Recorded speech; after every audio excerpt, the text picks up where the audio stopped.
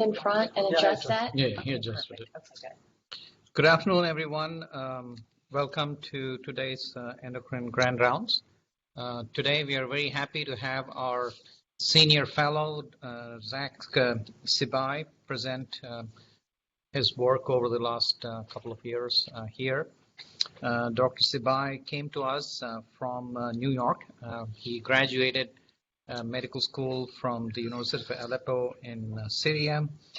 He then did a research assistantship at University of Illinois in Chicago, where he worked with Dr. Unterman and studied insulin resistance and FOXO in animal models. And I was just asking him because his poster there included big names like Ron Kahn and David Wasserman as co-authors on this poster.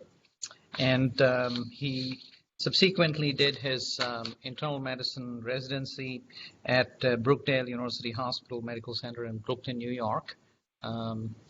And that too, he finished his residency at the peak of the pandemic, the early peak in New York when there were so many patients there. Both he and me both came from New York with a lot of experience with COVID patients.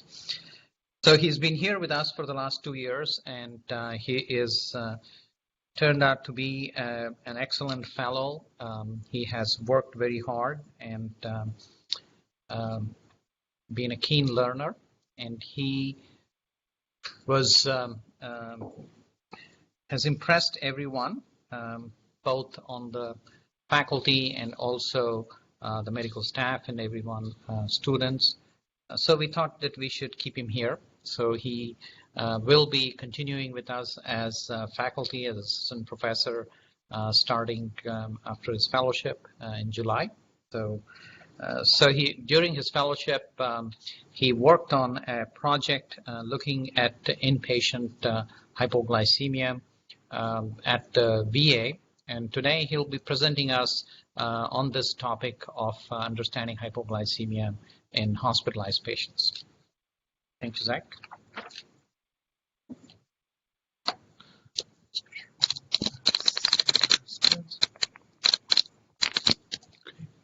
Thank you, Dr. Mukshagundam, for the nice introduction. And thank you everyone here in person and online for joining us for today Endocrine Grand Rounds. I'm glad to have the talk with you today for the next 1 hour to discuss my project that's been working on. So today we're going to talk about the understanding about hypoglycemia in hospitalized patients, which is very, very relative topic about our practice in endocrine as in internal medicine hospitalists. So the objective of this talk today first is to talk a little bit about the biochemistry and physiology to recognize the importance of glucose oxidation as an important source of energy. Then we're going to talk more about the pathophysiology of hypoglycemia and to go a bit more details about the counter-regulatory response to hypoglycemia.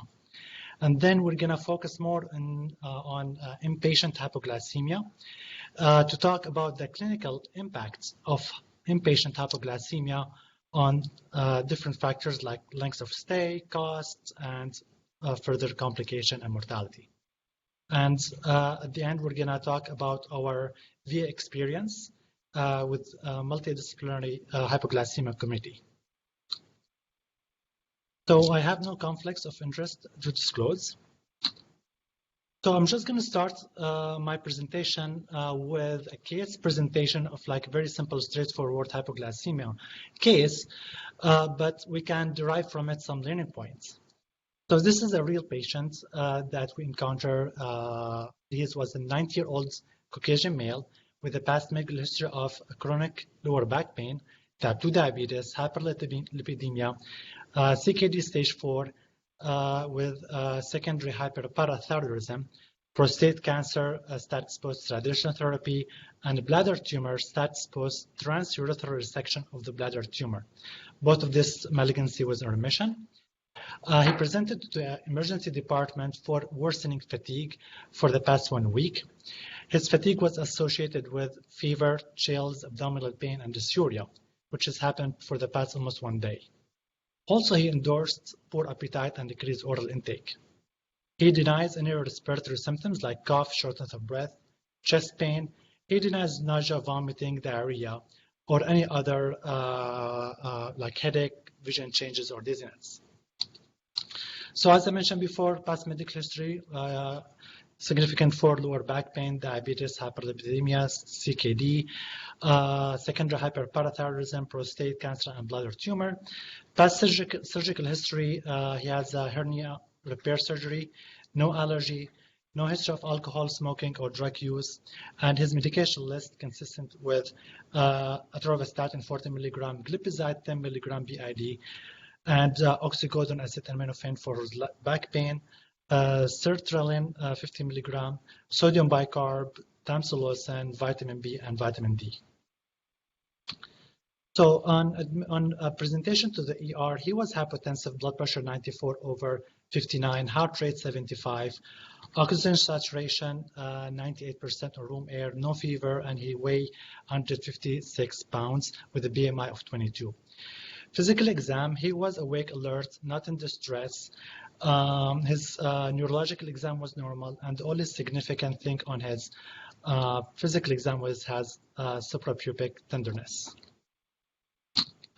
So his initial lab work on admission, his CMP found to have glucose of 47 milligram per deciliter, normal electrolyte, bicarb of 19, creatinine 2.87, BUN 44, and GFR of 31, which is at his baseline.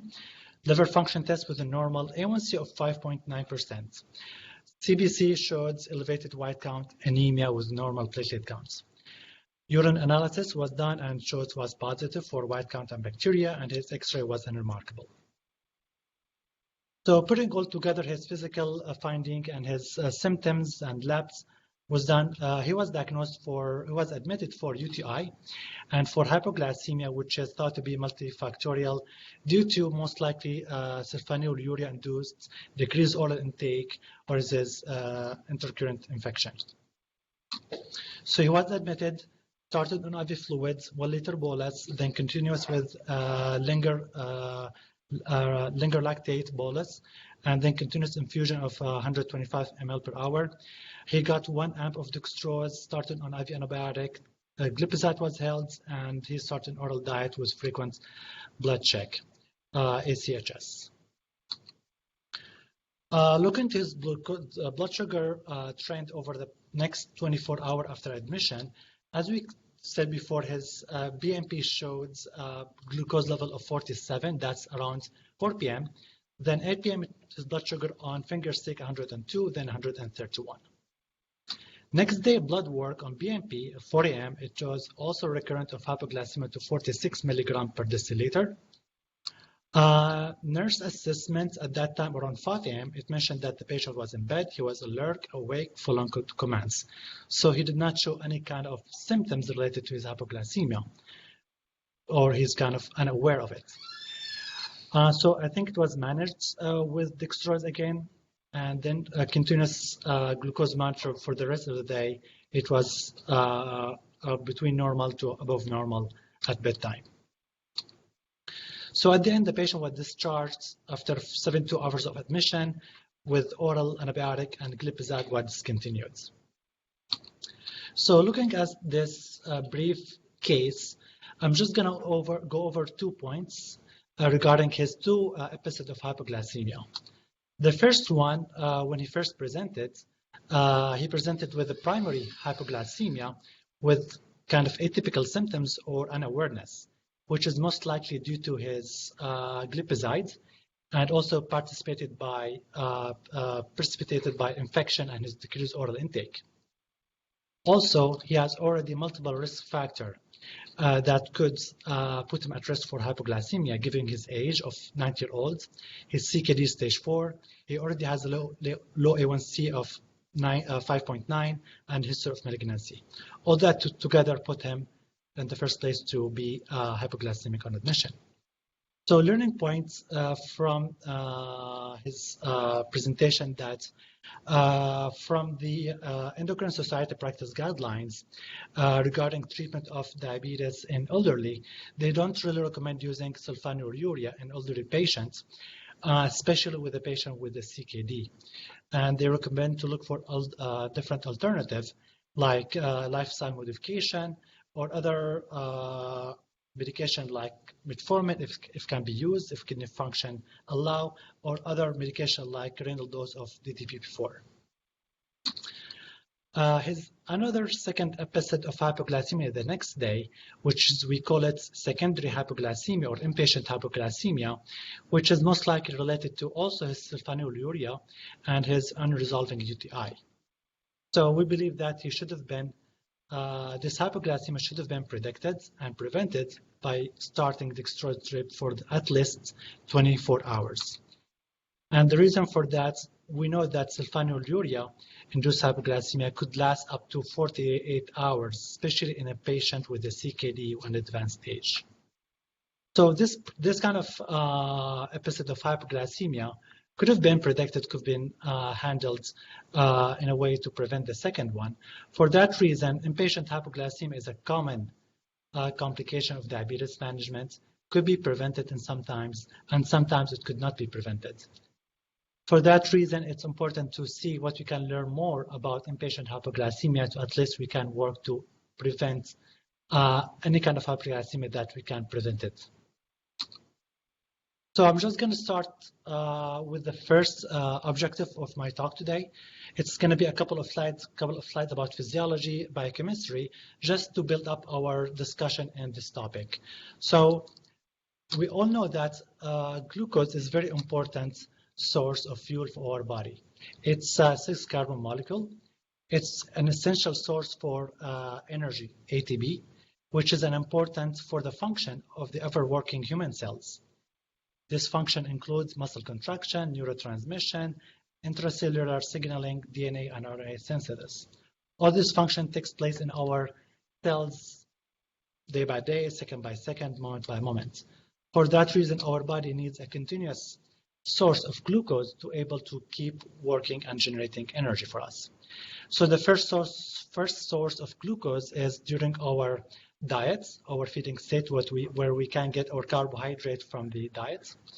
But during fasting state, in between meals and overnights, our body gets his glucose source from different mechanisms through gluconeogenesis, which takes place in the liver and in the kidneys, and also through glycogenolysis, which takes place in the liver and the muscle cells.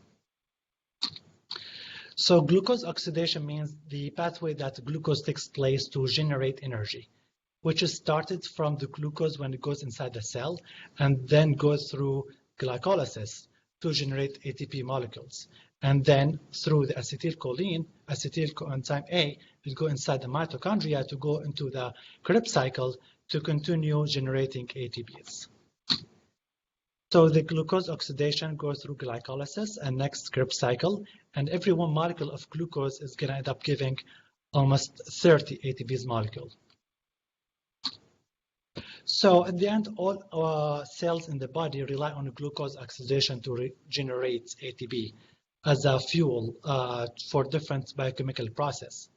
But of course, glucose is not the only source. There's other sources for energy, especially with the prolonged fasting, like fatty acid oxidation, ketones, protein catabolism, and during anabolic condition from lactates. But we have the brain, which is kind of a unique organ regarding glucose oxidation. It's fact number one that the adult human brain only weighs 2% of our body weight, but it consumes about 20% of the total energy in our body. So the brain has a numerous metabolic requirements that almost completely provided by glucose oxidation, but in some cases it can use ketone bodies as well during prolonged fasting. And also the brain cells are unable to make or store glucose. For that reason, the brain is reliant on the cerebral blood circulation to provide a constant supply of glucose as a source of energy. For that reason, the nervous system required a continuous supply of glucose, support its high energy requirement to maintain his metabolic homeostasis. Therefore, a tight regulation of glucose metabolism is critical for the brain physiology, and any disruption of glucose delivery and metabolism to the brain can lead to energy failure in the cerebral neurons, and it leads to what you call it neuroglycopenia symptoms, which is what we know about the symptoms that the patient developed during hypoglycemia episode of headache, confusion, weakness, mood swings, blurred vision, and lack of concentration, all of which due to energy failure in the brain. In more severe cases, cognitive impairment could happen, coma, and death. So moving to our discussion about hypoglycemia and the counter-regulatory response that developed during this episode. So hypoglycemia defined by blood glucose less than 70, but usually symptoms and sign and symptoms may not occur until plasma glucose concentration drop below 55. Based on the ADA, hypoglycemia can be classified into 3 levels based on severity. Level 1 is called level 1. It happens when the glucose level less than 70 and more than 54. Level 2, glucose concentration less than 54. And level 3, which is the most severe event, would happen when there is altered mental or physiological function that require assistance from another person for recovery. Another classification for hypoglycemia based on the ADA and Endocrine Society, which can be classified based on symptoms. First one is documented symptomatic hypoglycemia, which is mean the patient has blood sugar less than 70 plus an event of typical hypoglycemia symptoms. Then we have the severe hypoglycemia, which is mean that there's an event of hypoglycemia that require assistance of another person to recover. Then we have asymptomatic hypoglycemia, which is mean the blood sugar less than 70, but without any typical symptoms of hypoglycemia. Then probable hypoglycemia or probable symptomatic hypoglycemia, which is an event of typical symptoms of hypoglycemia, but without any documented blood sugar. But that was presumably caused by glucose level less than 7. So we're presuming that blood sugar less than 70. And the last one is a pseudo-hypoglycemia, which is an event of typical hypoglycemia symptoms, but the blood glucose measurement more than 70. This is the list of the most common causes of hypoglycemia. The most common one as far as the atherogenic hypoglycemia due to insulin and sulfonylurea. Critical care illness could also cause to hypoglycemia like hepatic, renal, and cardiac failure, sepsis, malignancy. Hormonal deficiency like cortisol deficiency, endocytic for adrenal insufficiency or panhypopituitarism. Growth deficiency in children could lead to hypoglycemia. Another causes like insulinoma, autoimmune hypoglycemia due to antibodies to the insulin and insulin receptor. Some medication that cause also linked to hypoglycemia like beta blocker, quinine, disopyramide, and Bactrim. And there's long list of medication can contribute to hypoglycemia. At the end, alcohol-induced hypoglycemia. But regardless of the cause of the hypoglycemia, it's important for the body to recognize the states of decreased blood sugar, to rely on it and to act on it, because it could be like a fatal situation. So usually the body detects the glucose levels through sensors, which is usually located in the hypothalamus, mainly located in the ventromedial nuclei, and also detect glucose level from the pancreatic B cells.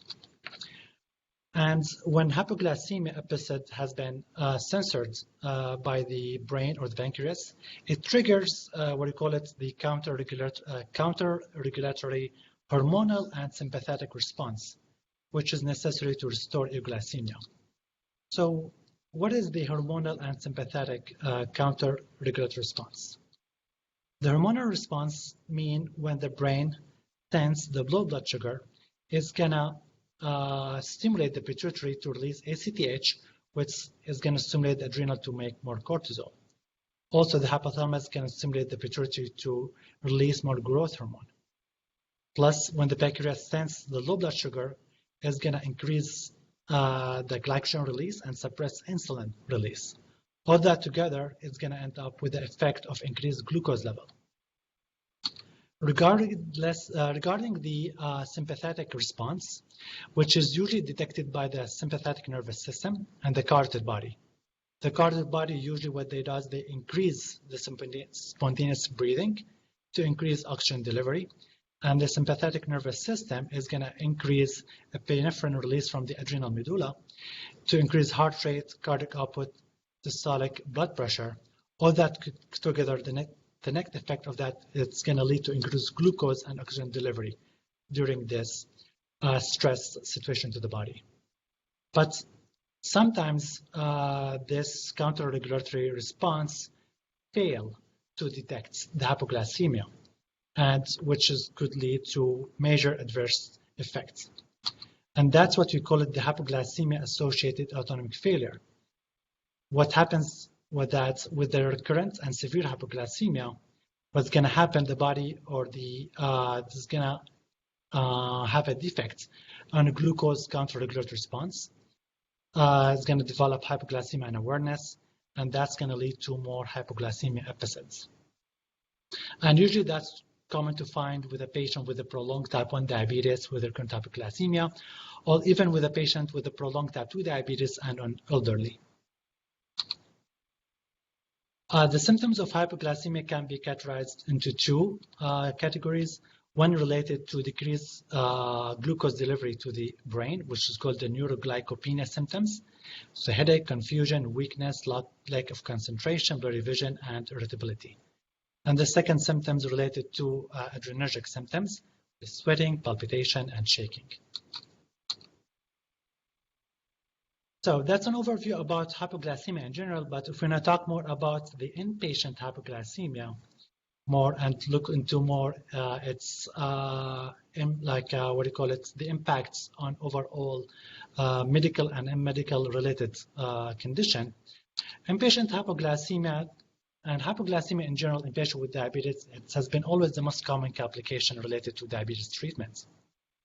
Inpatient hypoglycemia has been associated with multiple negative health outcomes, like increased risk for cardiac arrhythmia, acute coronary syndrome, stroke, seizure, brain damage, and in-hospital fall. And also associated with increased length of stay, increased readmission rate, and increased hospital costs. And these associations usually get worse and gets higher when hypoglycemia is more severe and more frequent. For that reason, minimizing inpatient hypoglycemia is an important task that requires a series of structured intervention with the goal of standardizing hospital care delivery. So hypoglycemia in patient can be divided into two categories. One's called primary hypoglycemia, which means that when the hypoglycemia is the main cause of hospital admission. Secondary hypoglycemia, which happened during hospital stay. Also, we can divide hypoglycemia into iatrogenic hypoglycemia, which could happen due to diabetes therapy, or spontaneous hypoglycemia, which has happened in patients without history of diabetes, or insulin-related therapy. The prevalence of inpatient hypoglycemia, it's really not very well established. And the reason for that depends on the prevalence about different factors that could lead to different prevalence of hypoglycemia during hospital stay. First factor, it depends on the definition of hypoglycemia that's been used in each study. So when we use a lower cutoff of hypoglycemia, it's going to give us like lower incidence rate. Let's say if we use a cutoff of hypoglycemia of less than 50 compared to less than 70, of course, we're going to have less hypoglycemia episodes. Also, the hypoglycemia prevalence depends on the level of glycemic control, our goal to control blood sugar. And also depends on the setting that we're searching for hypoglycemia. Is it ICU hypoglycemia or in general ward hypoglycemia? But on average, the prevalence rate is about between 3% to 29%. So this is a study published in 2009, which is looking at the inpatient glucose control, which is a glycemic survey of 127 US hospitals, looking into the prevalence in the hypoglycemia. They look into a total of 12 million point-of-care blood glucose from the ICU and non-ICU setting, and they defined hypoglycemia as less than 70. And they found that the prevalence of hypoglycemia was 10.1% in the ICU and 3.5% in the non-ICU setting.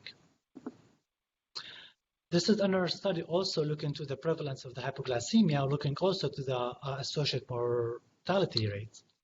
And they look into a total of 31,000 patients with and without diabetes who were admitted to the general units, and they look into blood sugar in the chemistry only. They didn't look at the finger stick. And they defined hypoglycemia as less than 70, and they found the prevalence was 10.5%. So moving to the risk factor for hypoglycemia, which can be divided into 4 different factors. 1, patient-related factors. 2, management-related factors, and 3, institutional-related factors. What do you mean by patient-related factors? That patient with advanced age has a higher risk of hypoglycemia, especially in patients. Duration and type of diabetes also have a contribution to the risk. Hypoglycemia and awareness, presence of other comorbidities like chronic liver disease, heart failure, impaired renal function, presence of malignancy, sepsis, and low BMI. All of that are risk factor for hypoglycemia. And we can say that this is kind of risk factor that we cannot modify. Looking into CKD and the risk of hypoglycemia. CKD is an independent risk factor for hypoglycemia, and it's increased the risk for hypoglycemia that's already present in people with type 2 diabetes. So what is the pathology behind the CKD and hypoglycemia risk? Patients with CKD have a reduced renal mass. Therefore, they have a reduced renal gluconeogenesis. Plus, they have the decrease in renal clearance of the insulin, which is lead to increased insulin half-life. And also, there's a decrease in hepatic insulin metabolism due to uremic toxic effect of the liver. So this is a study was published back in 2014, I believe. And the objective of the study is to determine the incidence of hypoglycemia in patients with CKD with and without diabetes. And they look into almost 240,000 patients. And they defined CKD in their study as less than 60 and hypoglycemia less than 70. And they found that the incidence rate when the patient with CKD without diabetes was almost 1.6 higher compared with controlled patients.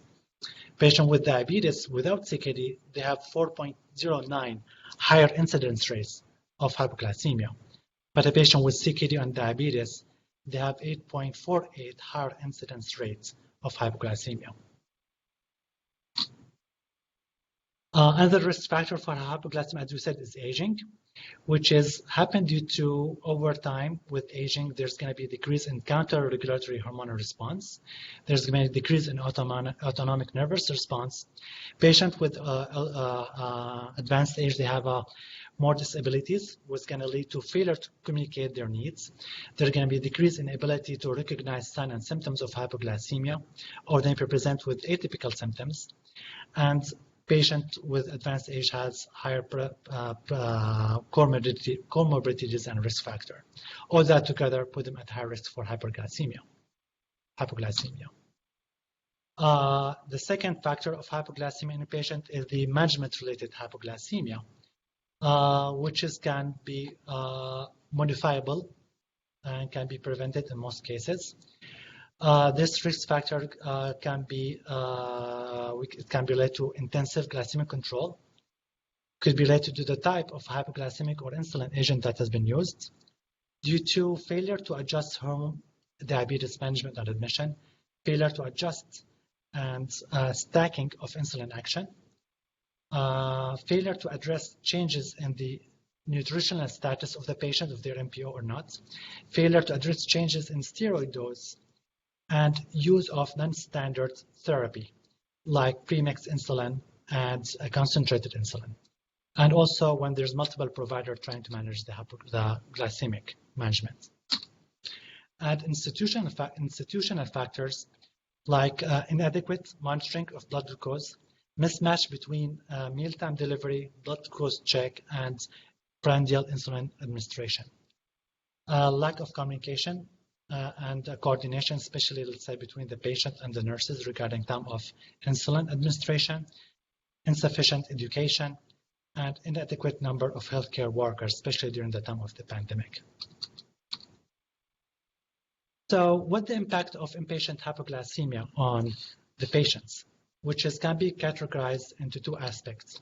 One is non-medical impact related to increased lengths of stay, increased admission rates, and increased costs. And there's medical aspect of inpatient hypoglycemia, like increased risk for cardiovascular disease, brain damage, hospital fall, and increased mortality rates. So if we're going to talk about the increased length of stay, inpatient hypoglycemia has been associated with increased length of stay, and multiple studies have been shown that. This is a study published in 2009 looking at the hypoglycemia and clinical outcome in patients with diabetes hospitalized in general wards. They look into a total of 4,000 admission. They found almost 2,500 patients with diabetes, and that's between January 2003 and August 2004. And they look at the cutoff of hypoglycemia less than 50. And they're finding that hypoglycemia was observed in 7.7% of the admission, during the admission. And at least one episode of hypoglycemia lead to a patient stay in the hospital for 2.8 days longer. And more frequent of the hypoglycemia that happens during the admission leads to a longer hospital stay. This is another study looking at the same topic, same objective, hypoglycemia and increased length of stay. They look into almost 6,000 admission. They categorize the patient into 4 groups: control, patient with mild to moderate hypoglycemia, patient with severe hypoglycemia, and they look into the length of stay. So the length of stay was 2.8 higher in a group with severe hypoglycemia, less than 40, and it was 1.5 times higher in a group with mild to moderate hypoglycemia. So this is association between length of stay and hypoglycemia, which is directly going to impact the medical costs overall. So this is a study was done at the Florida hospital system, which is, I got it from one of the business websites. They look into the normal glycemic and severe hypoglycemia during hospital stay, and they look into different aspects. They look into average length of stay, 7.8 for normal glycemic, 14.4 days for severe hypoglycemia. Readmission rate was higher in the severe hypoglycemia to 21.8%. Mortality rate also was higher, 3.2 in normal glycemic, 9.2 in severe hypoglycemia. And the average cost per stay, it increased from $11,000 to $21,000. So moving to the medical impact of inpatient hypoglycemia. This is kind of crowded figure talking about hypoglycemia and its overall impact on different systems of the body. As we know, especially with a chronic hypoglycemia, it's going to have effect on the brain. It's going to increase risk for dementia, seizure, function, brain failure, brain injury, and prolonged cerebral ataxia.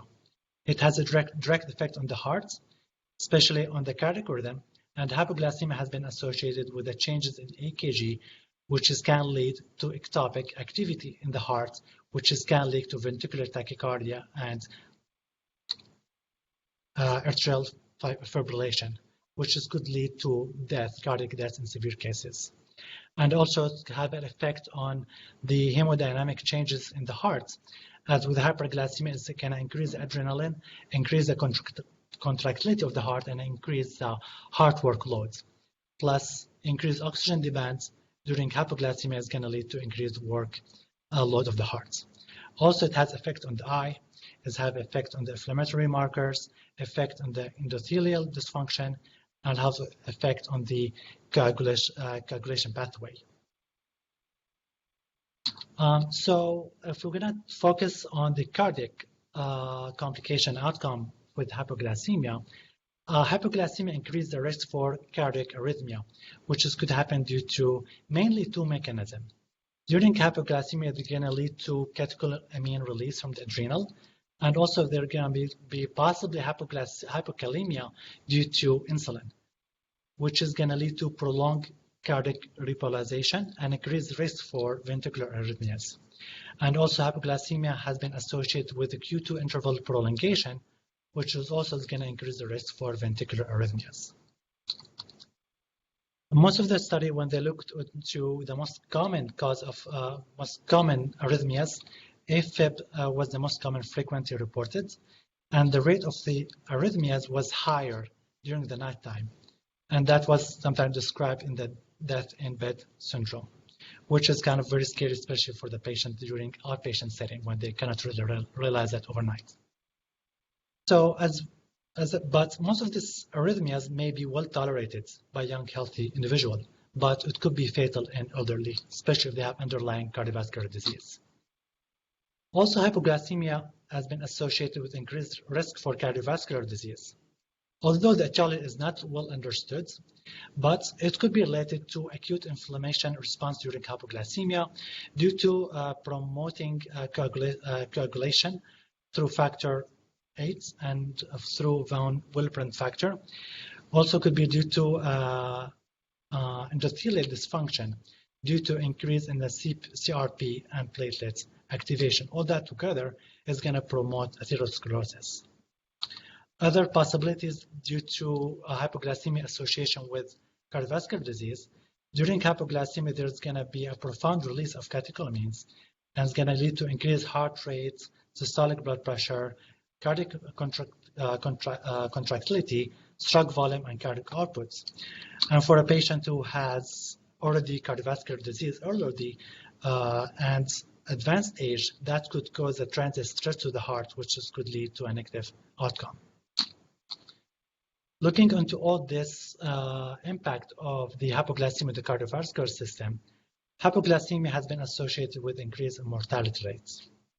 And it's been found in multiple studies. So this is a study was published at the Journal of Clinical Endocrinology in 2017, looking into mortality among hospitalized patients with hypoglycemia, insulin-related and non-insulin-related. And the objective was to look to the association between spontaneous or insulin-related hypoglycemia and mortality in hospitalized patients. And they look into a total of almost 33,000 patients.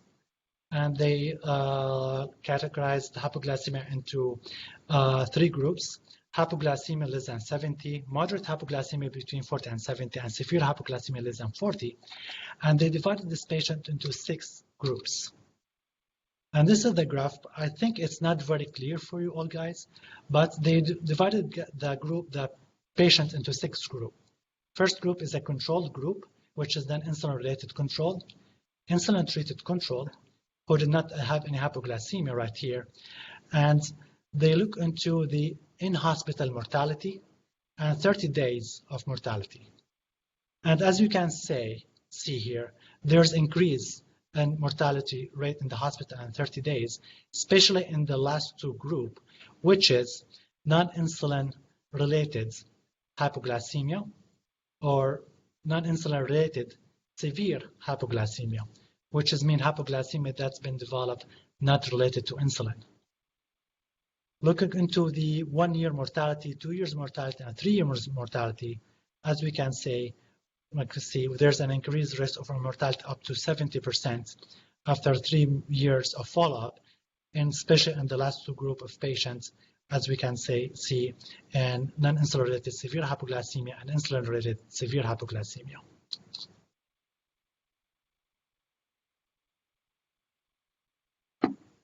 So looking into some strategies and recommendations that has been studied and developed over the years to prevent hypoglycemia.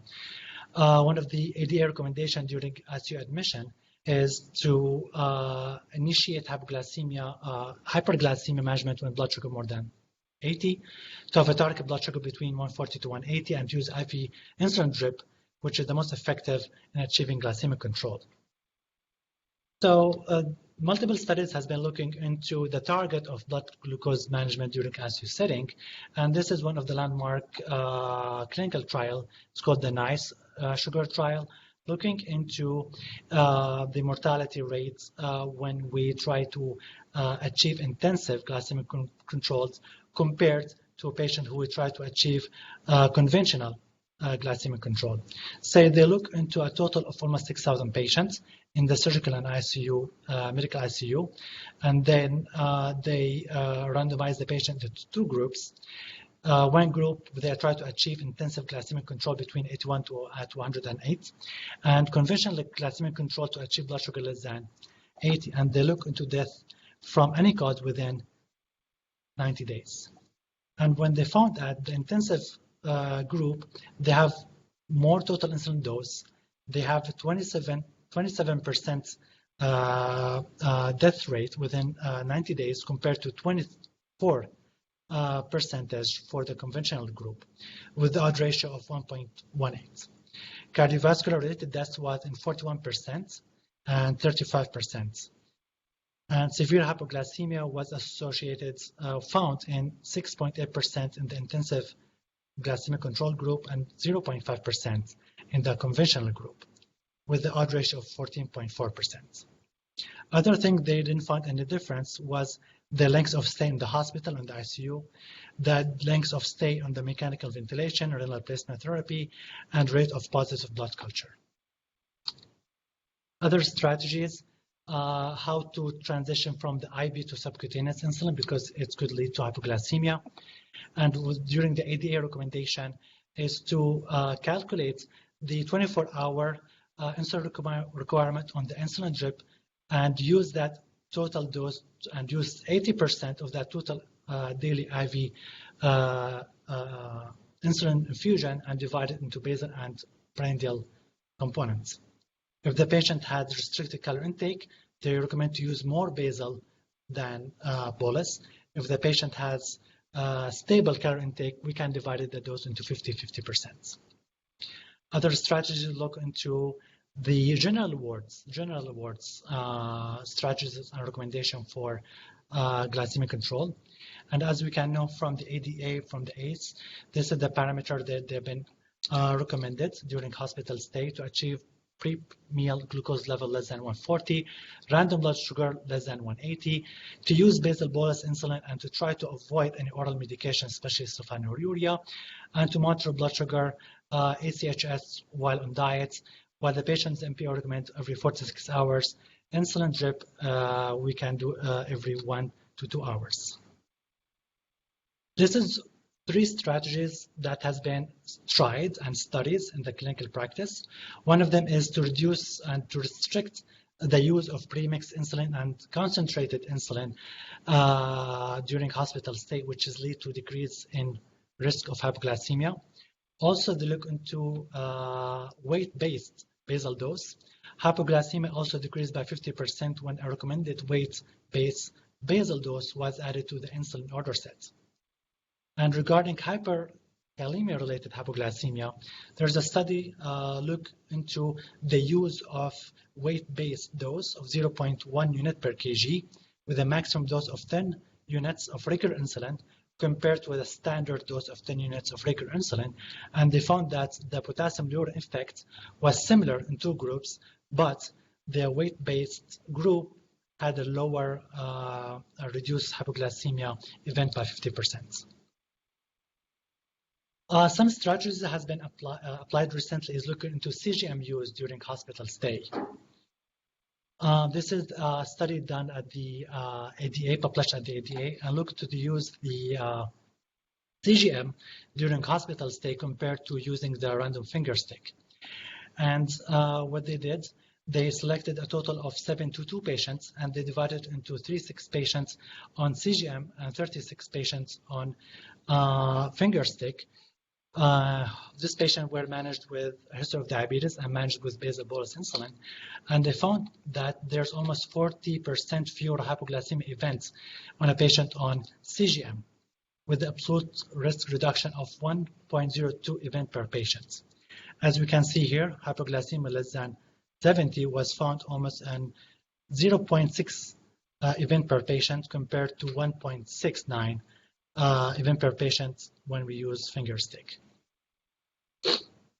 So moving to the last objective of this talk for today is to talk about our VA experience with multidisciplinary hypoglycemic committee.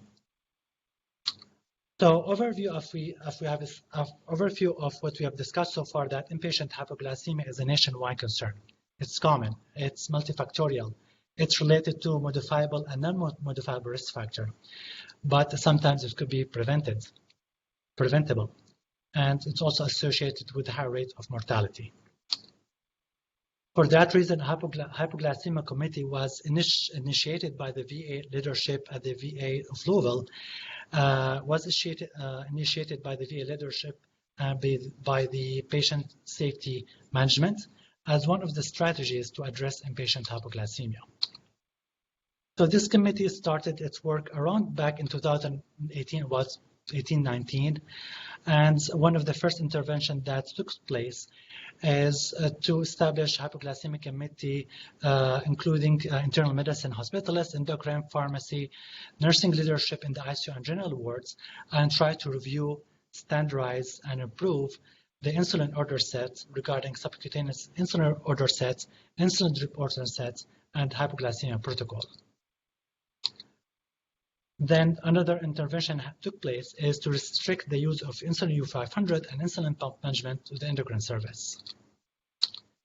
And right now we're working on the third intervention, which is looking into inpatient hypoglycemia incidence rates and to develop further strategies and documentation.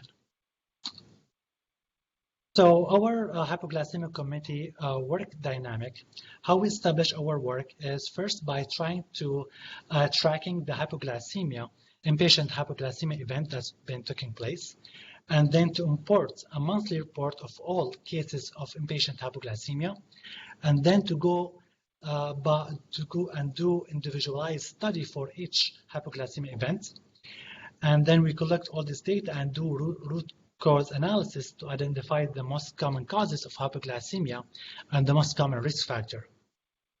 After that, the plan is to develop and implement intervention recommendation to prevent further hypoglycemia events, and then to determine the impact of the recommendation and the intervention through a follow-up assessment of rate and cause of hypoglycemia. So the method that we have been used, we look into a veteran patient who's been admitted to the hospital, and we use a cutoff of blood sugar less than 45 as a threshold for severe hypoglycemia. In a patient who has both with diabetes and without diabetes. And the reason why we use 45 as a cutoff, because 45 blood sugar less than 45 is usually most associated with negative impacts related to comorbidities and complication. The data source was the venous blood sugar and point of care blood sugar, and we collected the data that we found on a hypoglycemia data correction form, and this is the form that has been generated by the internal medicine team. Probably it's hard to look into the details, but we try to look into document the patient name, social security number, the inpatient unit where they admitted, looking into the diabetes history regarding A1C, their age, type of diabetes, looking into risk factor for hypoglycemia, like history of any acute pancreatitis, adrenal insufficiency, anemia, CKD, chronic pancreatitis, any heart failure, history of gastric bypass, hyperkalemia, liver failure, malignancy, sepsis. All that could be contribute to a high risk for hypoglycemia. Look into medication that also could affect the blood sugar, either with hyper or hypoglycemia, look into the admission cause, and look into the nutrition status of the patient during hospital stay. Also, we look into the home glycemic regimens and the inpatient glycemic regimens, and then we try to document the events of the hypoglycemia regarding the time, the blood glucose, the events that took place before the hypoglycemia, the doses and the timing of the insulin that has been given. And here we document the blood sugar over the past 24 hours.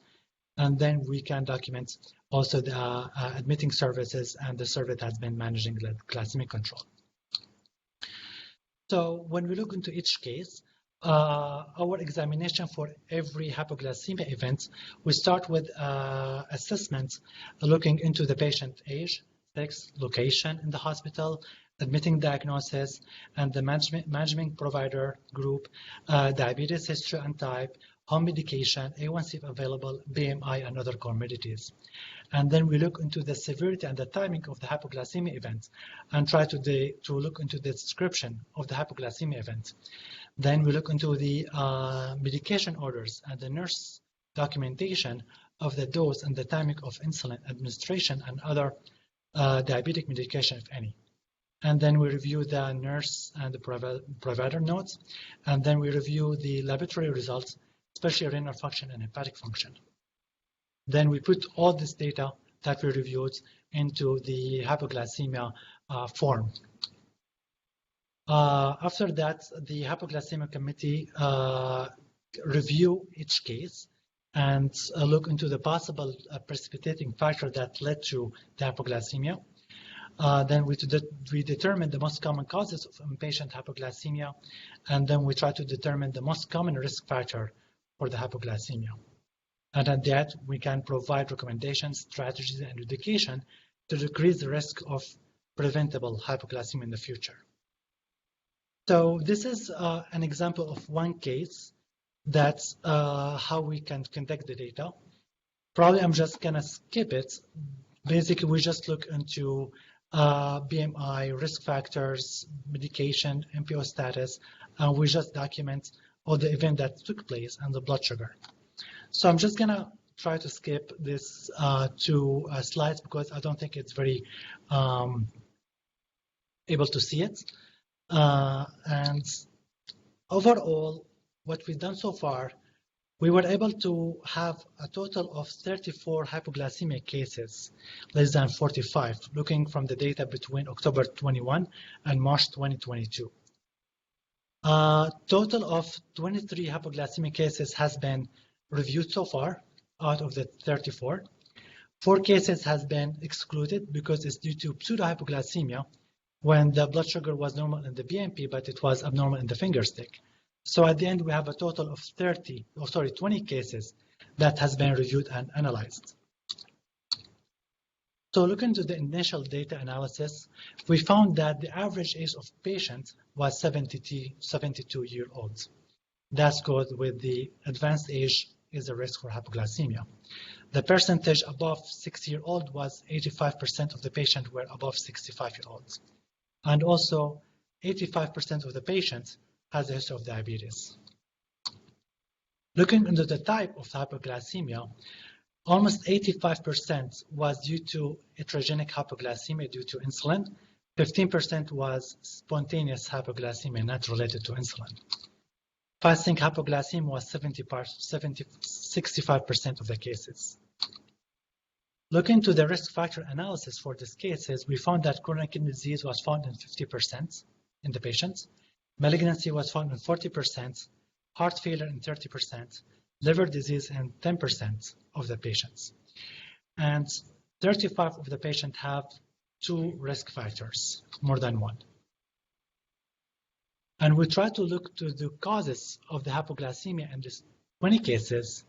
The most common cause in 4 cases was due to failure to address insulin after changing in steroid dose.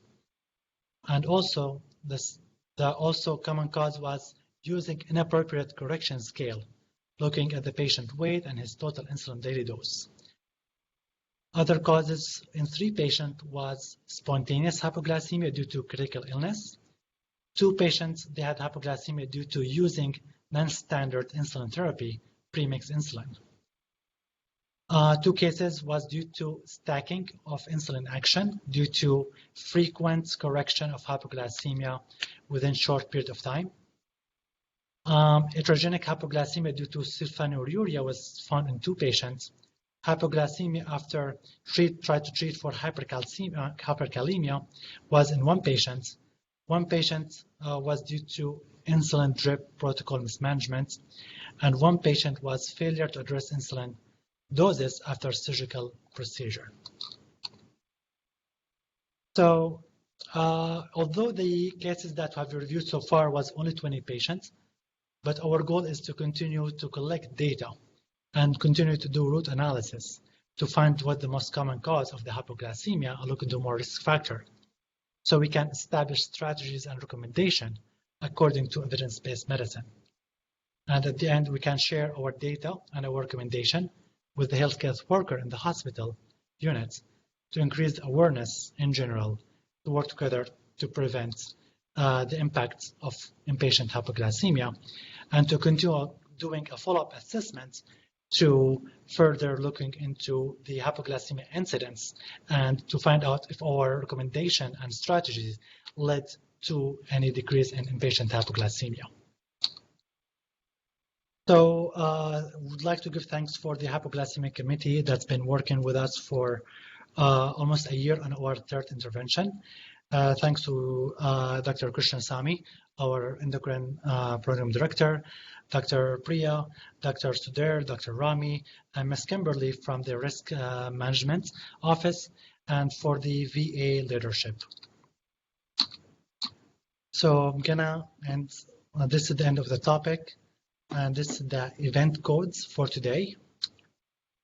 I'm gonna stop sharing and see if anyone has any question here with us.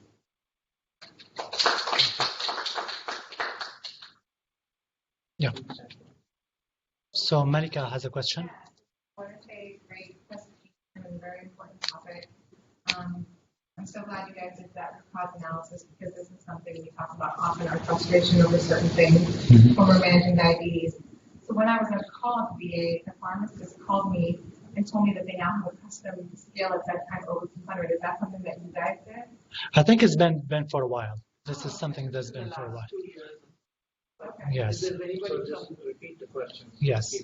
So Dr. Rawal was asking about the correction scale at bedtime that has been customized to start correction scale at bedtime when it's blood sugar more than 200. And she was asking if it's something new that we developed recently. But no, it's something that's been on for almost 2 or 3 years. I think during the first intervention, what's been done to look into the order set for glucose management.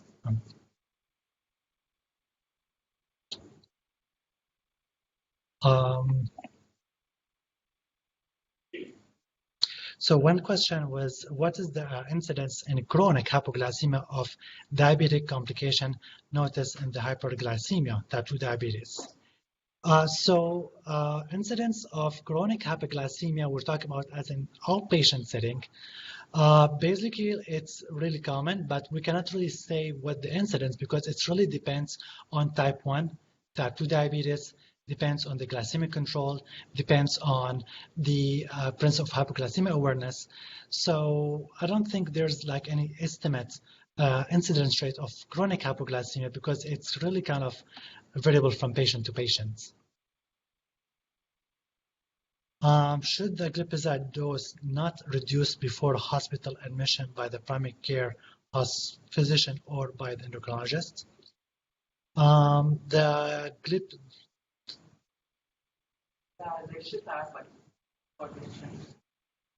Yeah, basically the glipizide in that patient that were discussed, it should be reduced or at least should be stopped because even from the primary care physician should be addressed giving the patient age, giving the patient CKD. So based on the recommendation from the ADA and from the Endocrine Society is to avoid sulfonylurea in elderly patients, especially with the CKD. Correct. To prevent hypoglycemia, are patients advised not to fast or exert themselves too much on empty stomach?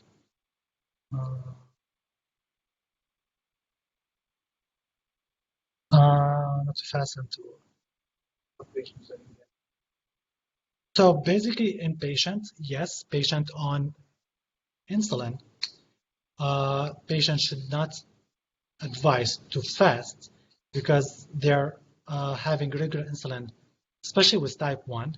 They should not be advised to fast. They should have a continuous source of glucose and frequent glucose check and administration of insulin. So yes, some patients, they should not advise to fast.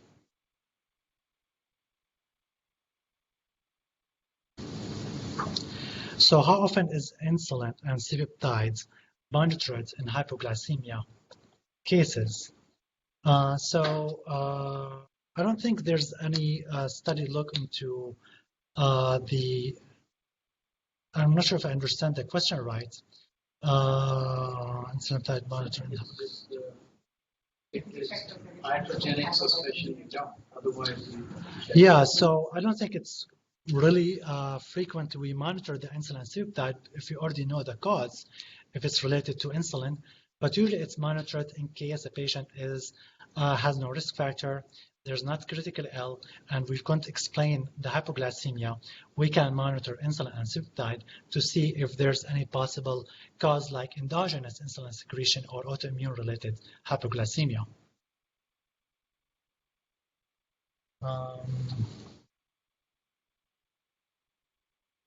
Thank you, Swapna, and thank you, Dr. Thank you, Dr. Fossum. Thank you, Dr. Swapna.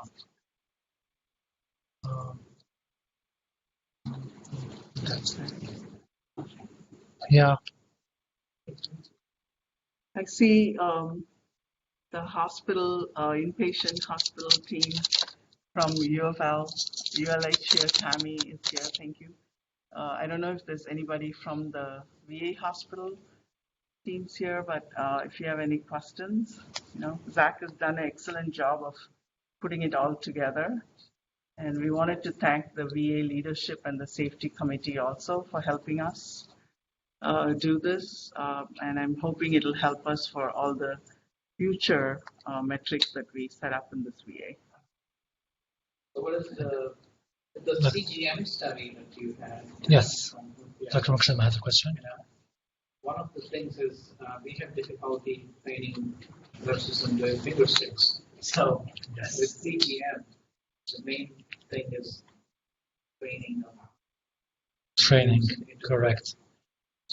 Yeah, Dr. Mokshan was asking about the using CGM during inpatient admission and the importance of nursing education about how to look into CGM and how to interpret the results. But also things that I didn't see that has been studied yet, look into the cost effective of using CGM during hospital stay. Is it cost effective to use CGM? Probably to reduce hospital stay, which is going to lead to reduce inpatient costs. That could be one of the things that need to be looked at.